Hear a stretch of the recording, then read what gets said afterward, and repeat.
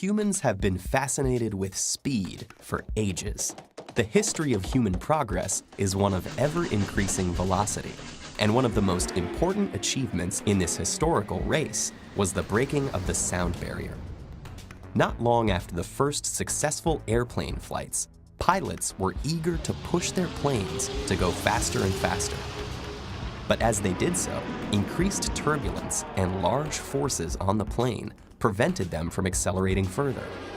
Some tried to circumvent the problem through risky dives, often with tragic results. Finally, in 1947, design improvements such as a movable horizontal stabilizer, the all-moving tail, allowed an American military pilot named Chuck Yeager to fly the Bell X-1 aircraft at 1,127 kilometers per hour, becoming the first person to break the sound barrier and travel faster than the speed of sound. The Bell X-1 was the first of many supersonic aircraft to follow, with later designs reaching speeds over Mach 3. Aircraft traveling at supersonic speed create a shockwave with a thunder-like noise known as a sonic boom, which can cause distress to people and animals below, or even damage buildings. For this reason, scientists around the world have been looking at sonic booms, trying to predict their path in the atmosphere, where they will land, and how loud they will be.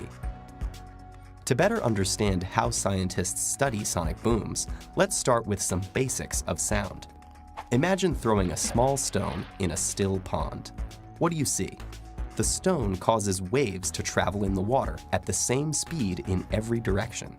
These circles that keep growing in radius are called wave fronts.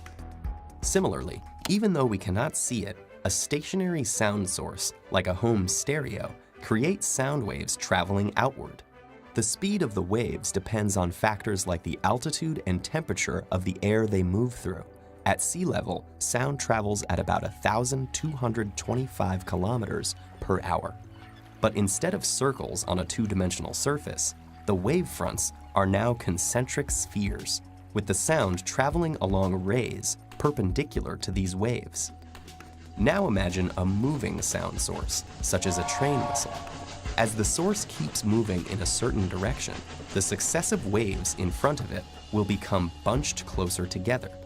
This greater wave frequency is the cause of the famous Doppler effect, where approaching objects sound higher pitched. But as long as the source is moving slower than the sound waves themselves, they will remain nested within each other. It's when an object goes supersonic, moving faster than the sound it makes, that the picture changes dramatically. As it overtakes sound waves it has emitted while generating new ones from its current position, the waves are forced together, forming a Mach cone. No sound is heard as it approaches an observer because the object is traveling faster than the sound it produces. Only after the object has passed will the observer hear the sonic boom. Where the Mach cone meets the ground, it forms a hyperbola, leaving a trail known as the boom carpet as it travels forward. This makes it possible to determine the area affected by a sonic boom. What about figuring out how strong a sonic boom will be? This involves solving the famous Navier-Stokes equations to find the variation of pressure in the air due to the supersonic aircraft flying through it. This results in the pressure signature known as the N wave. What does this shape mean?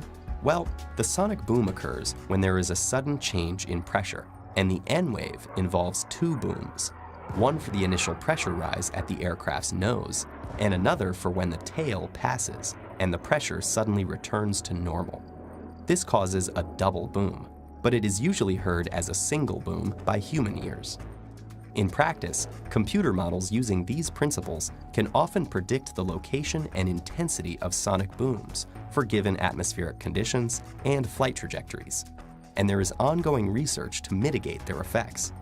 In the meantime, supersonic flight over land remains prohibited. So are sonic booms a recent creation? Not exactly. While we try to find ways to silence them, a few other animals have been using sonic booms to their advantage. The gigantic Diplodocus may have been capable of cracking its tail faster than sound, at over 1,200 kilometers per hour, possibly to deter predators. Some types of shrimp can also create a similar shock wave underwater, stunning or even killing prey at a distance with just a snap of their oversized claw.